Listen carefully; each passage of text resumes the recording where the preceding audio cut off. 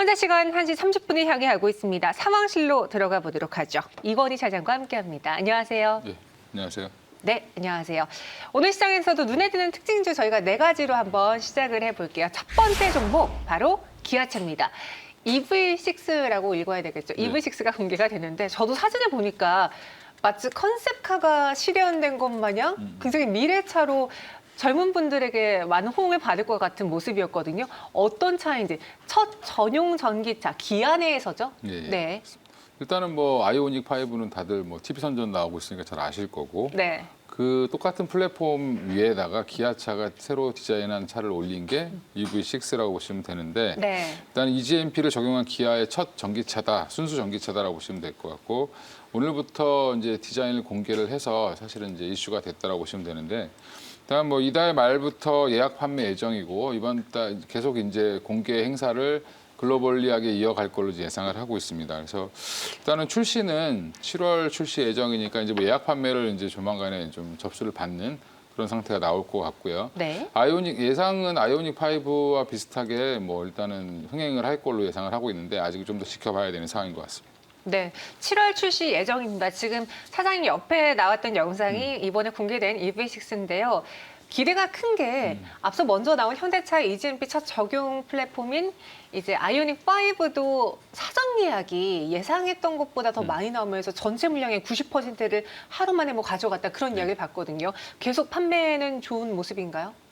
지금 더 이상 판매를 받고 있는 상황은 아니고 예약 판매가 3만 5천 대가 다 끝났고 네. 이제 아마 이거를 증산한다는 얘기가 좀 나오고 있고 국내에서만 일단 예약 판매가 완료됐기 때문에 이제 글로벌리 출시하게 되면 더 이제 뭐 추가적인 뭐 생산량을 더 예약 판매를 받을 걸로 예상을 하고 있는데 일단은 뭐 국내 반응 굉장히 폭발적이었고 그다음에 뭐 지금 최근에 증산도 고려하고 있다라고 얘기가 나오고 있기 때문에 현대차에 이어서 뭐 사실은 기아차도 마찬가지로 또 똑같은 그런 행보로 보이지 않겠나 이렇게 생각을 하고 있습니다. 네, 최근 증산도 고려 중이다라고 했는데 그래도 생각보다 기아차 오늘 주가는 못 가는 듯해요라고 은님께서 글을 올려주셨어요. 근데 어떻게 보면은 지금 코스피 코스닥의 답보 상황을 보면서 시총 상위 종목들이 주저하고 있을 때 나름 그래도 기아차는 하나의 동력을 갖고 잘 가고 있다는 생각이 들었거든요. 가격 전략은 어떻게 세워볼까요? 눈높이가 되게 높으신 분인 것 같은데 코스피 대형주가 하루에 네. 3% 올라가면 굉장히 많이 올라가는 거고요. 최근에 네. 워낙 이제 급등락을 많이 하다 보니까 그렇죠. 1, 2%, 3% 이게 되게 작아 그에 보이지만 비하면. 네. 작아 보이지만 사실은 미국 나스닥 기업들 보면 대부분 뭐 하루에 많이 올라 1, 2% 이렇게 올라옵니다. 사실은. 근데 이제 결국에는 이제 보시면 얼마나 이제 차트를 한번 보시면서 말씀을 드릴 텐데 네. 기아차 같은 경우 지금 생각보다 좀 낙폭은 컸지만 견조하게 사실 이 애플카 관련된 이슈가 나왔을 무렵이 요 무렵이라고 보시면 될 것 같은데 애플카 이슈가 나오면서 올라간 게 이제 1월 19일 정도인데 이때 가격 밑에까지 거의 다 떨어졌다가 지금 다시 이제 올라가는 이런 부분들은 기아차 자체의 내부적인 펀더멘탈이나 기대감이라고 보시면 될 것 같고요.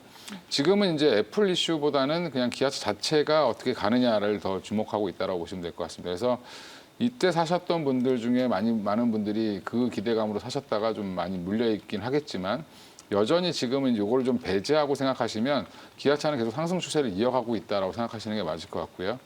그러니까 단기적으로는 뭐 9만 원 정도까지 보시고 대응을 하시는 게 맞을 것 같고 그다음에 좀 중장기로 보실 때는 한 12만 원까지도 충분히 가능하다라고 보고 있습니다.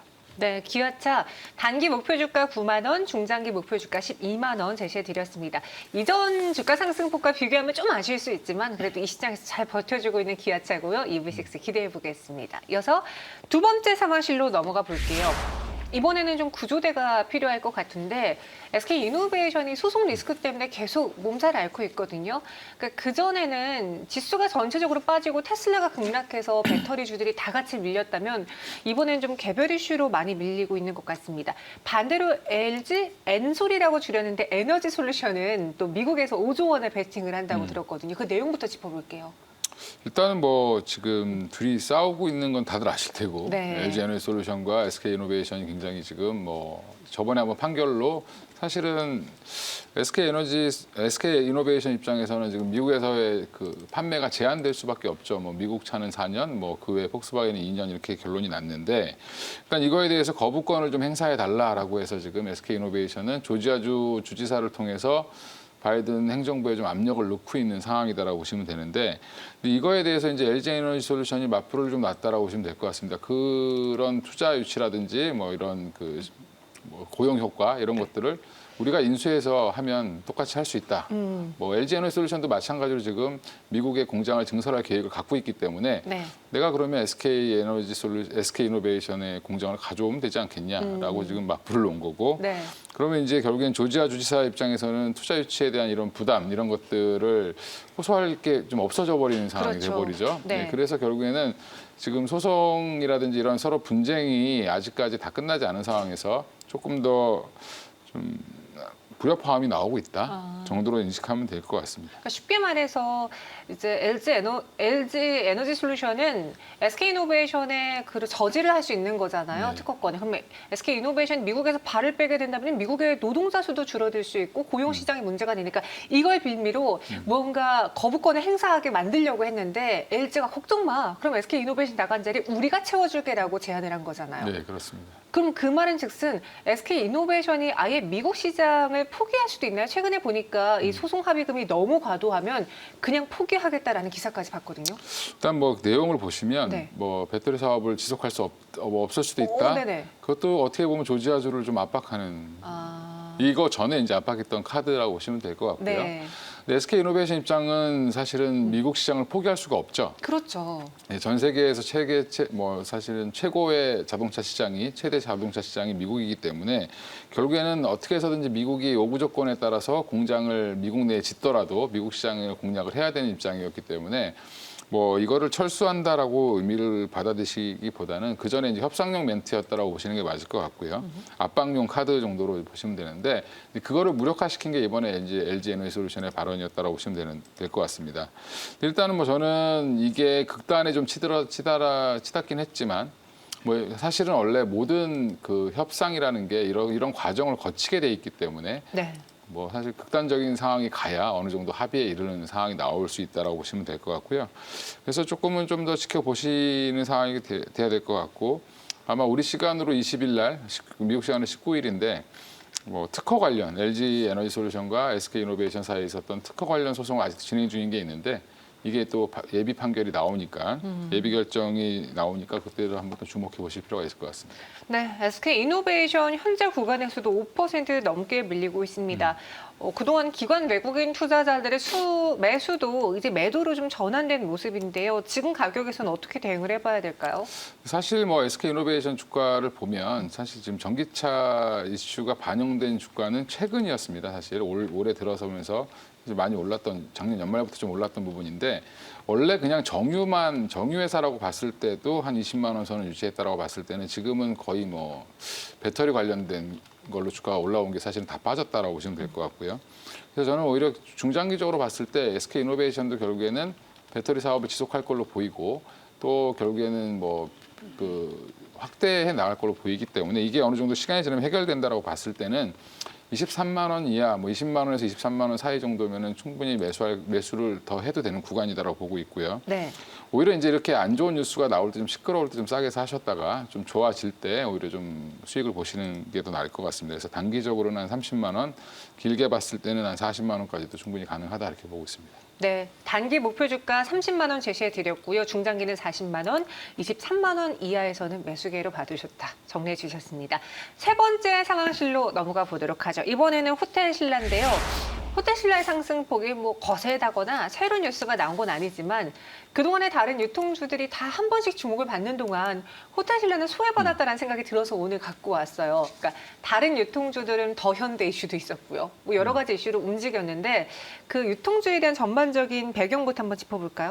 유통주는 사실 뭐 쿠팡 때문에 그것도 있었고, 뭐 맞아요. 난리가 났었죠 사실은. 네. 그리고 그 전에도 쿠팡 상장 전에도 우리나라 국내 뭐 현대백화점이라든지 그 지주사인 현대그린푸드라든지 뭐 신세계라든지 신세계 인터내셔널 되게 이제 주가가 좀 좋게 올라오고 있었고요. 특히 이마트도 좀 많이 올라왔었는데 일단은 지금 이제 이게 뭐 최근에는 여의도에 오픈한 더 현대 가보셨는지 모르겠지만 저도 밖에서만 봤는데 네. 굉장히 크더라고요. 예, 근데 거기에 사람이 몰려서 사실 어떻게 보면 미리 사전 예약 안 하면 못 들어가는 정도죠. 그러니까 네. 사실 사람들이 그만큼 갈 데도 없고 사실은 또 지금 뭐 좀 날도 좋아지고 하다 보니까 더 소비가 늘어나는 그런 측면도 있고, 그다음에 코로나19도 어느 정도 뭐 좀 안정화됐다라고 생각을 하는 것 같습니다, 사람들이. 그래서 그렇죠. 최근 이제 경기 소비재나 유통주에 대한 관심이 좀 많이 증가되고 있는 상황이고, 성장주나 이런 섹터들이 좀 약하다 보니까 뭐 오히려 좀 많이 빠져 있는 종목들을 좀 찾는 경향이 있는데, 호텔 신라는 문제가 뭐냐면 결국에는 면세점이라는 거가 가장 큰 발목을 잡고 있다고 보시면 될 것 같습니다. 면세점이 주로 이제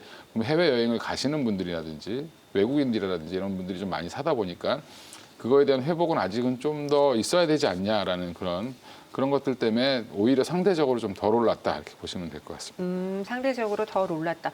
보니까 오늘 호텔신라 관련한 뉴스 중에 또 리포트 중 분석이 호텔과 면세점 사업 여전히 부진하다. 하지만 우리가 최악인 2020년을 보냈으니 업황 바닥은 이제 끝나지 않았겠느냐라는 긍정적인 그러니까 기저효과를 노릴 수 있는 분석들이 나오고 있더라고요. 동의하시는지요?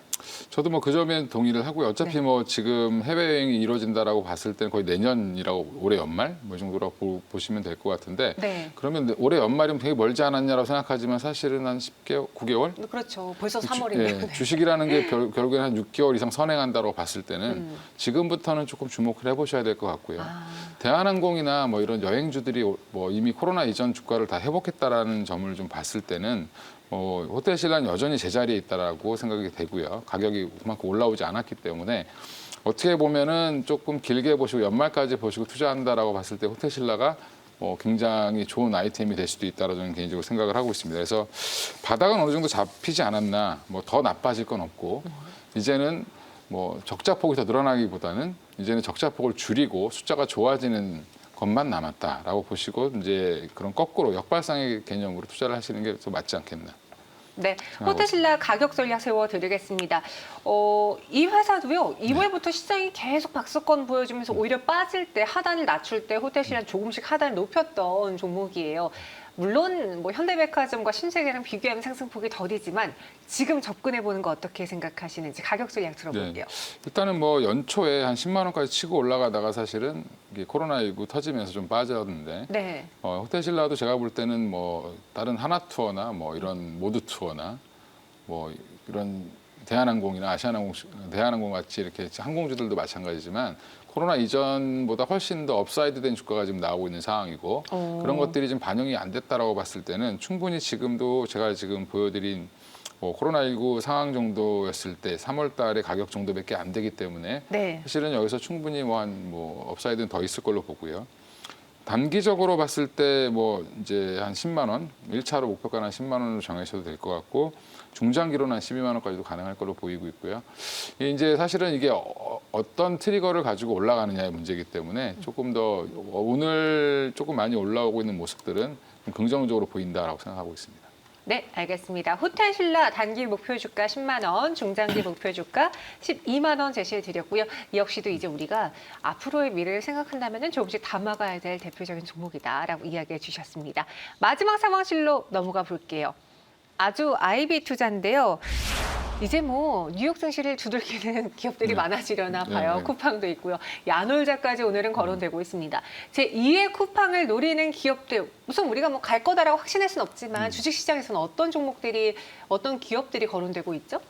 일단 뭐 지금 거론되고 있는 것들은 뭐 마켓컬리도 있고 대표적이죠. 마켓컬리의 모회사 이제 컬리라는 회사죠. 이제 거기도 있고 그다음에 뭐 야놀자도 있고 크래프톤도 있고 한데 일단 국내 증시의 크래프톤 상장 이슈도 굉장히 큰 것 같고요. 네. 뭐 배틀그라운드라는 게임 회사를 뭐 다들 알고 계실 거고 특히 이제 이런 플랫폼 관련돼서 야놀자가 또 주목을 받고 있는 상황인데 아주 아이비 투자가 이 두 군데 야놀자랑 뭐 크래프톤 이런 데 투자를 했다라고 얘기가 나오고 있고요. 단기적으로는 크래프톤 IPO 상장 이슈 올해 안에 상장을 뭐 할 것 같다라는 얘기가 나오고 있고 그다음에 야놀자에 대한 장외에서 한 6배 이상 올랐죠. 올 초보다.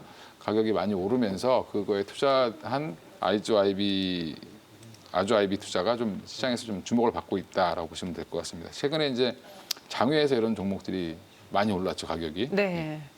지금 아주 아이비 투자는 야놀자 상장 기대로 52주 신고가를 기록했고요. 현재도 상한가가 풀리지 않은 상황인데 이름에서 봤다시피 투자를 했나요? 네, 투자했습니다. 이게 사실은 네. 창투사들인데 네. 벤처 캐피탈이라고 얘기도 하고 맞아요.